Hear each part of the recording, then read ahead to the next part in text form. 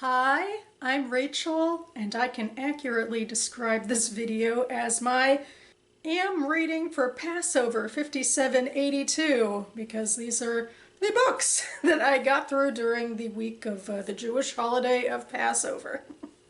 And it certainly sounds better than trying to pretend it's Friday when it's not. So anyway, as always, I will begin with discussing the latest short story I read in this collection by Dorothy Parker.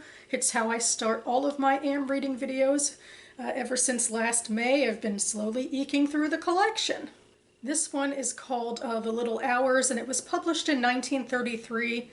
It didn't leave much of an impression on me, which feels a little odd because it did something I've been looking forward to Parker getting away from for a while, which is she wasn't just writing another dashed off piece about a bunch of bimbo women, you know?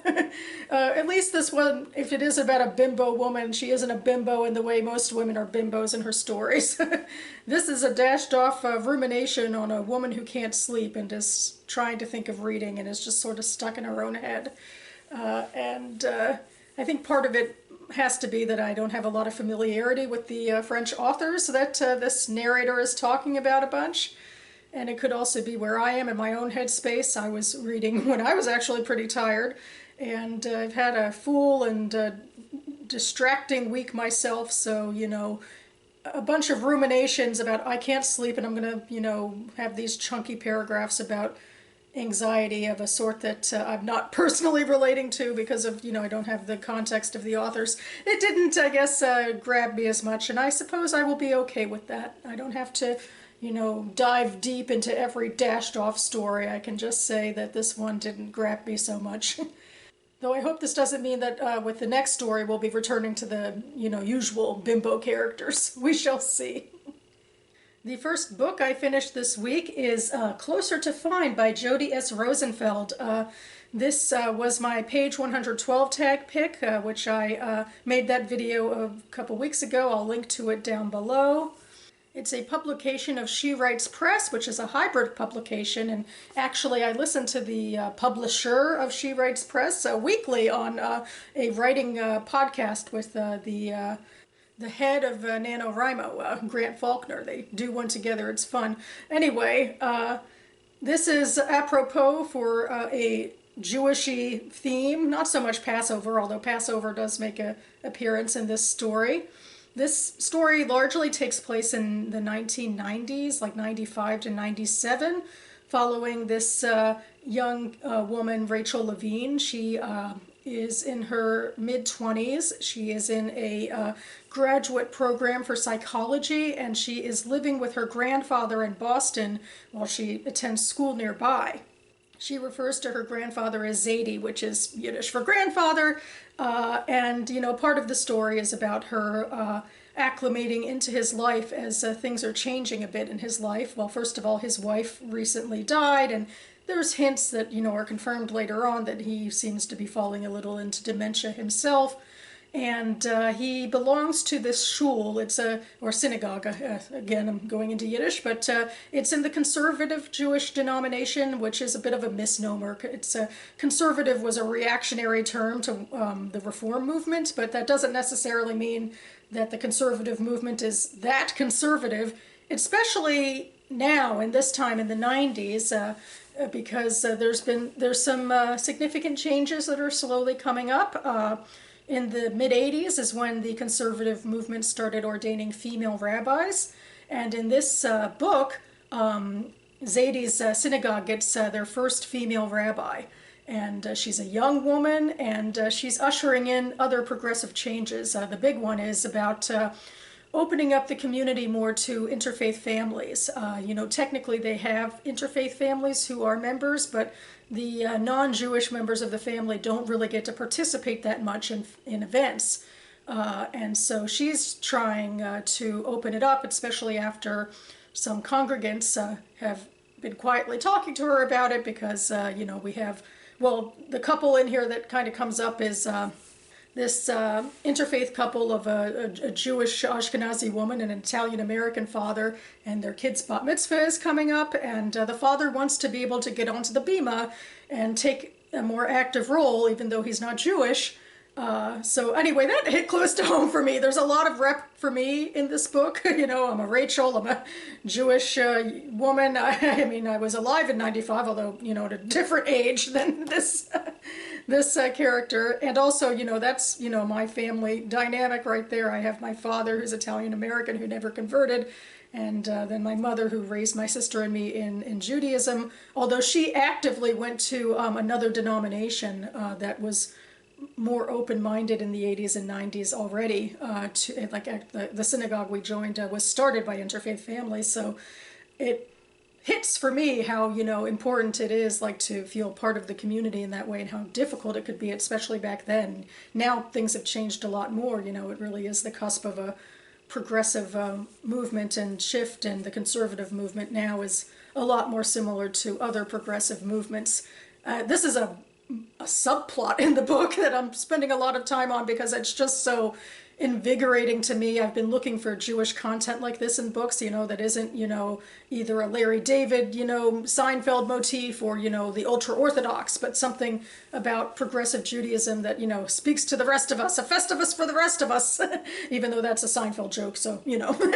But anyway, that's a subplot. The other major thing is that Rachel is bisexual, and she's kind of coming into her own. She hasn't come out to her socially conservative grandfather. Her mothers are still taking it very hard, you know, and is just, you know, very upset about Rachel having a different sexuality. And being bisexual also means that Rachel kind of has some pushback even from the gay community. Like, she starts dating a woman in this book, and the woman is very iffy about the fact that Rachel is bisexual, and like, oh, well, does this mean you're just gonna cheat on a man with me? From, you know, that's, are you gonna cheat on me with a man? I think that's how it goes. And that sort of thing, as though, you know, being bisexual means you're more prone to, you know, being a cheater. And that's like the major sort of hitch, I guess, in gay culture. In this book, you know, I went to an event, actually, or virtually, with the author last year when the book came out, and she, you know, acknowledged that, you know, in the 90s, the queer community, you know, at least in the circle she was part of, it, you know, was gay. You were either, you know, you were gay and lesbian, and, you know, bisexuality was sort of like a boogeyman that was kind of accepted, but there was, you know, no other, you know, room or space for any sort of gender queerness, you know, for the transgender or, you know, non-binary community. That wasn't something that her circles were talking about back then. So already things change a lot, and so it's really interesting to think about. But this does, this is semi-autobiographical. I don't know how deeply autobiographical it is, but the author was around the same age, and she was a psychology student.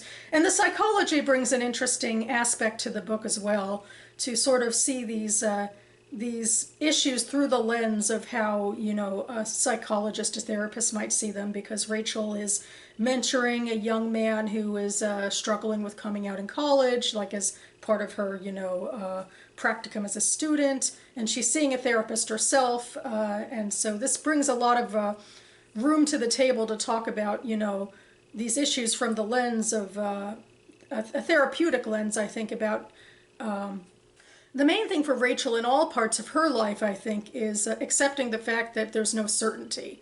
And I mean, that's something that's universal. We all have to accept that, you know, you can't know everything that's going to happen in life, and you have to, you know, be comfortable with the fact that, you know, you don't know what might be coming around the corner. Maybe not every relationship will last. Maybe you don't know how people will react to you. Maybe you don't know exactly where you're going to fit. If, say, you're bisexual and people are saying, well, this is gay identity and this is straight identity, where are you? So I really like that lens for it. But I guess the major things that I didn't like so much about this novel is I wish it was a little better written. I think there was too much passive voice and too much projection of Rachel's feelings, not letting us actually, you know, experience them. But the author was sort of, you know, telling us too much about what was going on, and maybe too much exposition in general. So the writing did take me out of the story a little bit, but I really was very taken with it, with the themes and the characterizations and the Jewish rep and the bisexual rep therein. And it was a real nice breath of fresh air, even if it wasn't, a perfect book. Maybe this is part of my own psychology. I have to, accept that I'm never going to find any book to be absolutely perfect, but I have to be able to enjoy some. And this one I really enjoyed, especially, in relation to some of the earlier books I've read that were kind of disappointing. So there we go. This next book I'm much less far into right now. This is Sister of Mine by Sabra Waldfogel. This was a top of the Goodreads pick where I try to cull from the top of my Goodreads TBR throughout the year. This is also an interesting publication story, I believe. This book was first self-published, and then an Amazon imprint went ahead and changed the title and published it under their auspices, and now Waldfogel, I believe, has written a sequel to this book and then some other books in the same genre as well. This is historical fiction. It takes place around the Civil War and antebellum South, shortly before that.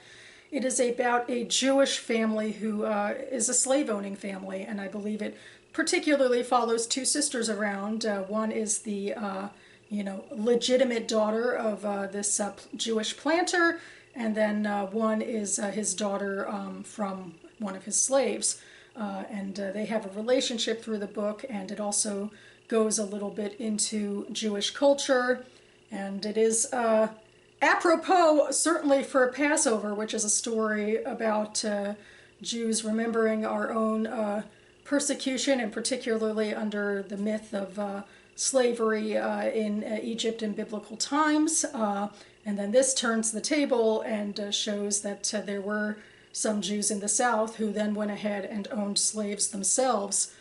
Part of the reason this is a touchy topic is because there has been an anti-Semitic canard that's been propelled by the likes of Louis Farrakhan and that sort, that say that Jews controlled the slave trade. But even though there wasn't some mass Jewish conspiracy to that effect, there were some Jews in the South who owned slaves, and mostly, I think, shopkeepers, because that's what Jews mostly were in the South back then, and so they'd have one or two slaves, and it was less likely for Jews to be planters and own a lot of slaves, but it did happen sometimes, and this is a fictional family to that effect. So yeah, I mean, I guess in theory, I go back and forth on this. As an idea, if I really want to delve into, Waldfogel starts her author's note as why would people who, were oppressed themselves turn around and own slaves? And I don't think a fiction book necessarily would answer that question. You really need to delve into nonfiction about social norms and about trends within a society versus fiction, which should look at characters specifically and flesh them out as specific people. Off the cuff, I would say that a lot of people who were oppressed, when they get power, turn around and do oppressing themselves because it's a way to sort of stay in power. And particularly for Jews, Jews in the South, I think, were particularly assimilated because there wasn't as much Jewish culture and Jewish community. Like in this book already, the family, they live in, the, boondocks of Georgia, and they only go once a year for high holidays to Savannah for any public Jewish expression. So you're kind of on your own out there, and there's a lot of assimilation into cultural norms, more so than I think in the North at that time. And the author in her afterword also points out that there were fewer Jewish abolitionists as well. There was one major case of a rabbi in Baltimore who stood up against slavery and then was run out of town. And I think that I would assume a major reason for that too is, when your sort of whiteness is conditional, it's more dangerous in a way to stand up for someone else's rights because, Jews could go back to being persecuted, or that could be their fear. So that's just my ruminations, and I don't know how much it would really get into in this book. Just depends on the specific characters. So obviously this is a challenging read, touching upon race and religion within American culture. And there's the issues of understanding where, certain people are coming from without condoning what they did. But mostly I just sort of want to bear witness in a way, but I'm still not sure. In a way it feels like nonfiction is a more legitimate way and a way to bear witness to historical truths. But what I really am hoping for in fiction is characters who feel authentic. So yeah, I will be reporting back next week to tell you how this turns out. And then next on the docket, speaking of a nonfiction take on history, I have Nuclear Folly, A History of the Cuban Missile Crisis by Serhii Plokhy, which is a book that I am reading for the BookTube Prize. So all I'll really say is this is about the Cuban Missile Crisis of the mid-20th century. And yes, I am reading it as an official judge for the BookTube Prize quarterfinals. I'm in judging nonfiction Group A. The BookTube Prize was started a few years ago by Robert of Barter Hordes. We judge the best in literary fiction, translated fiction, and nonfiction published in the U.S. the year before. We're in the second round. We are slowly whittling down our lists to winners and runners-ups that will be announced in October. But for now, I'm staying mum on what I think of the books. I don't want to influence any other fellow judges.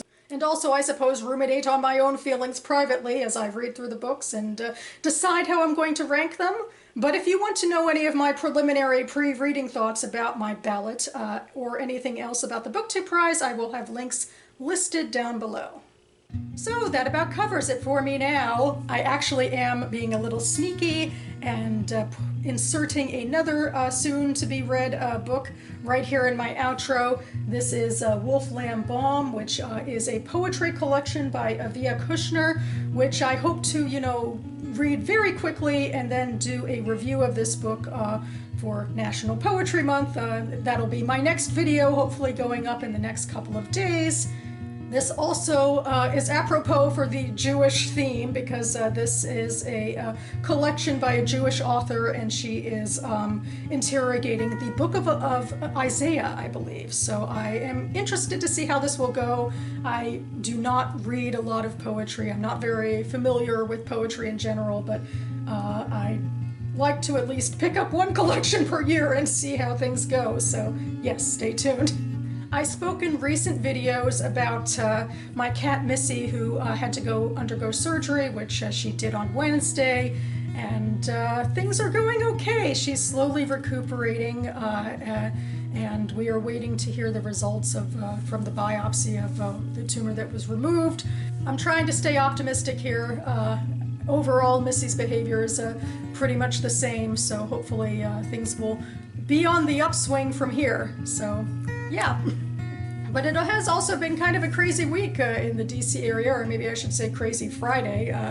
Actually, I was looking walking directions up on Friday to see about going to a pizza place for a post-Passover pizza party, now that we can have leavened bread again. And I was looking at the directions, and I saw that Google had this thing which was like a pulsing red light that said active shooting area, which I didn't know they put that into the maps, but I guess that's not too surprising. But quite distressing, I suppose, to see an active shooting area, quite a scary situation where you don't, a sniper situation where it appears to be pretty random and, it could hit anybody. And that was an area that I might be walking in sometime soon, but luckily the threat is now gone.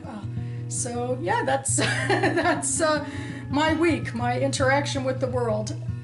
Let's hope the weekend is much more chill for me, and I hope for you as well, and I hope that you get a lot of great reading or other activities in there. In the meantime, thanks so much for watching, everyone, and I'll see you next time.